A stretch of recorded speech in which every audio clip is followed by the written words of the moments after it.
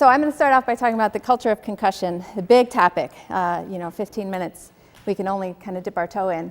But as an athletic trainer and now an athletic training educator for the past 20 years, I've been able to see this topic evolve and see us improve our understanding, our treatment, our diagnosis of concussion. And I think that that's been influenced by both the science and the culture. And so we're going to look a little bit at both today, but trying to focus on the culture and how our current culture sort of holds us back and keeps us back, our culture of sport and related to sport injury. So this phrasing is something I hear a lot. As a healthcare professional, I'm oftentimes the first person that my family and friends and neighbors will contact when a sport-related injury occurs.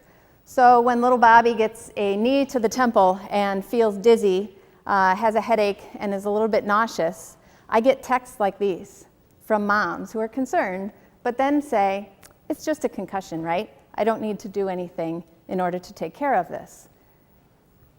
And in some ways, that's accurate, because as an athletic trainer, we're aware that there are worse things that can happen in the course of sport to the brain. Brain bleeds, more significant injuries that can threaten life in the short term. But we shouldn't minimize the effects of concussion in the long term. So let's take a look at what allows us to minimize this injury in today's culture. Concussion occurs in all sports. We know that there are anywhere between 1.6 and 3.8 million sport-related concussions every year. And even that huge number is known to be underestimated for two reasons. Number one, it's underreported. There's a culture of silence around the idea of concussion. It is necessarily a self-reported injury. There are no visual observational signs of concussion for the most part. And the other reason is under-recognition. So even when athletes want to report a concussion, they may not understand that the symptoms that they're experiencing are related to concussion. Concussion happens in all different sports. Football, soccer are the two main culprits. Interestingly, we see that in high school soccer, girls are affected more so than boys. We see that youth athletes are more at risk than adult athletes, in part because their brains are smaller and have less inertia and tend to bang around the inside of their skull a little bit more. Speaking of banging around the inside of a skull. So we shouldn't be surprised that today's society has a hard time pinpointing the dangers of concussion and really what is concussion and how significant is it when we look at the list of names that we have to describe sport-related concussion. Mild traumatic brain injury, mild brain injury, sport-related traumatic brain injury, TBI, sport-related concussion, second impact syndrome. Those are all names associated with the short-term effects of concussion.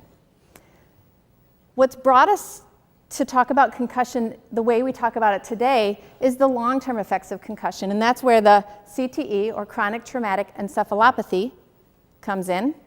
And this term dementia pugilistica will come up from our past experiences with concussion.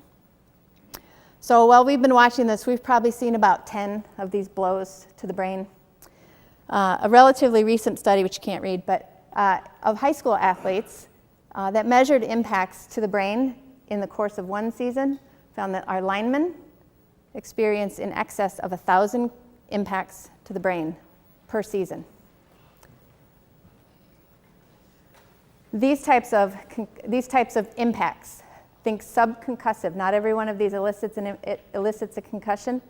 Think subconcussive impacts. This is going to come back to us here in a minute.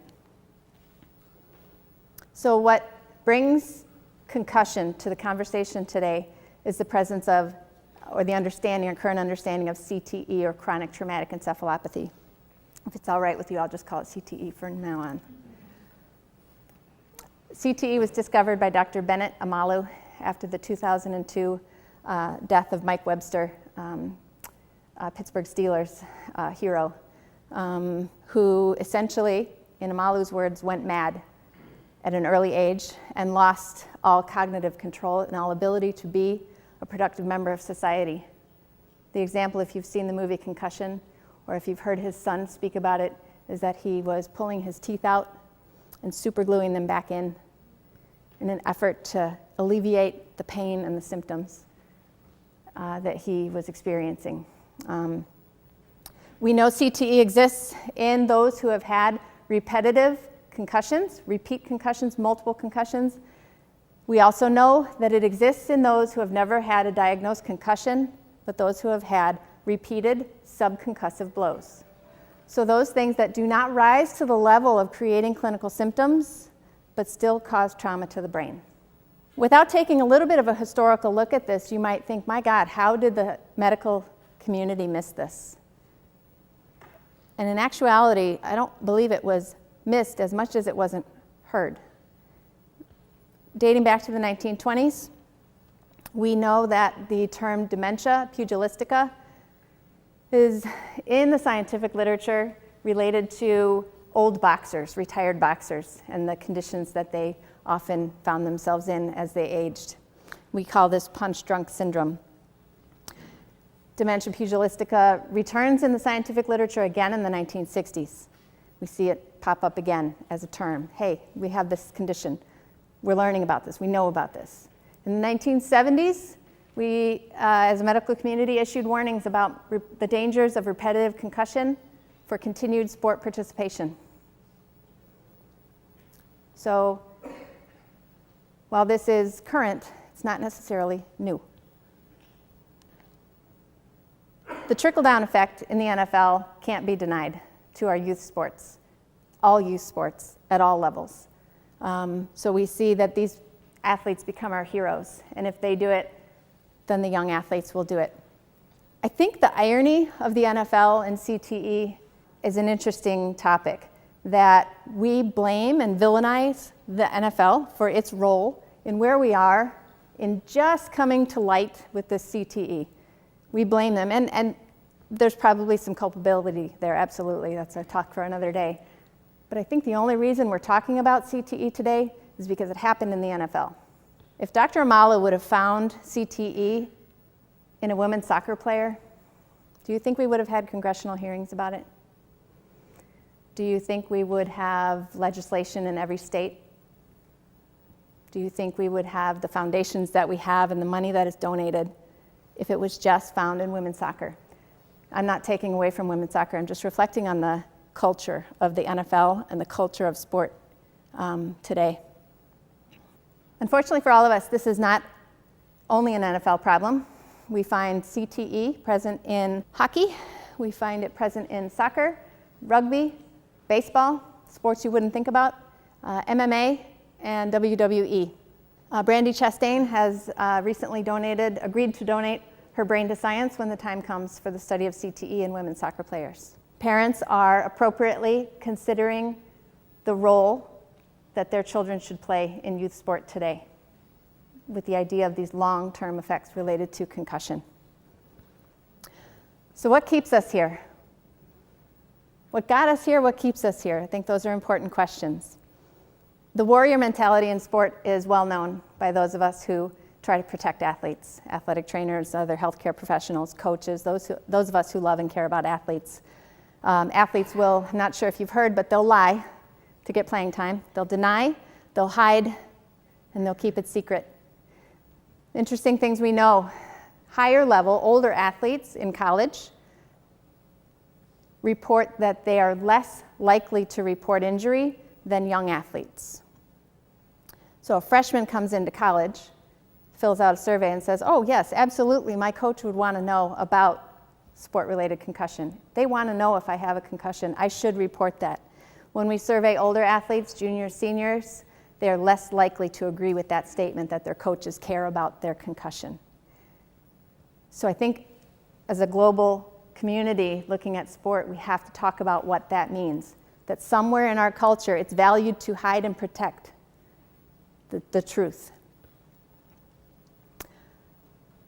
Athletes are known to experience or undertake riskier behaviors than non-athletes in the areas of sexual behavior, in the areas of drug and alcohol use, and the physical risk to their body is no different than that. When we talk about the assumption of risk, the next sort of connection is informed consent. We might say, well, sport is 100% voluntary. Nobody's forcing them to participate in sport. And so let them be boys, let them be girls, let them do what they want to do. Problem is we don't yet know the risks, and so how could they possibly be informed about those risks if we don't fully understand the risks, and they don't fully understand the risks? When we survey high school athletes about the short and long-term risks of concussion, only 25 to 40% are able to accurately identify the fact that there are life consequences of repeated concussions. So that tells you right there that at some level that's not an informed consent. They're not agreeing to all the risks. Gender plays an interesting role here. Our men in our society are supposed to be tough and strong and invincible and not weak. And if we look back at the symptoms of concussion, and particularly the increased emotion, the increased depression, the anxiety, the hopelessness, the sadness that goes along with concussion, that's not the gender norm for that population to be able to admit to. And so again, that culture that expects certain things of our men in our sport world today facilitates the culture of silence. When we look at women in athletics, we see that they are more likely to accept masculine-like behaviors in the areas of concussion and pain and injury. Female athletes report that they should play through pain, that they should not report injury, that they should, quote unquote, take one for the team in order to be part of their sport environment and their culture. So I think that there's some interesting gender connections there. This is Chris Nowinski. Anybody know who this is? Chris Harvard. Chris Nowinski is a Harvard graduate, cum laude Harvard graduate, who then did a short stint in the WWE as Chris Harvard, because that's what you do with a Harvard degree, right? Right? It's a pretty typical career path. After suffering a couple of concussions and doing some research about what have I just done to myself, he then stepped back and became the sort of co-founder of the Boston University Center for CTE Research, which has undergone some name changes, but Boston University CTE Center. And is known as the individual who goes and makes the request for the brains following the death of our heroes. He goes to the families and he makes a plea to get the brains to his brain bank so that they can study it at Boston University. He reflects in a recent interview on the role that a coach plays in youth sport. When a coach says, "We're too strong to get injured. We don't get concussions. We're so strong." It becomes a self-fulfilling prophecy because of the self-reporting nature of concussion. Well, then that 10-year-old just thought, I guess we don't get concussions. Maybe this was, but I guess we don't do that. If I do that, I'm not strong. If I do that, I'm not a man. I'm not my NFL hero. The culture determines our acceptance of concussion. We also see concussion in comedy. Anywhere from an SNL skit talking about new tackling techniques where we lay them down gently to a South Park episode titled Sarcastaball, where the only rules are that safety is the only thing that matters, and all players have to wear bras. Note the interesting gender reference there. It was commonplace for an male athlete, to walk by the athletic training room when I was practicing and shout to his other male counterpart who was on a treatment table and say, "Take your skirt off and get back on the field." Gender, injury. Males are not allowed to show weakness. What does that mean in the culture of concussion? I think we really have to think about that. The contrast between the comedy of concussion, and I'm going to bring the house down a little bit here, the American hero who shoots himself in the chest to preserve his brain so that it can be autopsied, is a little bit too much contrast for me. So I think we have to be very careful about how we look at the symptoms of concussion, and we treat it like it is a brain injury. So we legislate appropriately, we change rules appropriately, we change equipment appropriately, But I think we need to change our thinking and the way that we approach concussion and the way we think about our male sport athletes and our female sport athletes and what are the expectations of our athletes around the area of brain injury. If we're ever going to truly accept the changes that need to occur in sport in order to protect athletes and to protect our sport, we need to make these changes in our culture and our thinking. Thank you.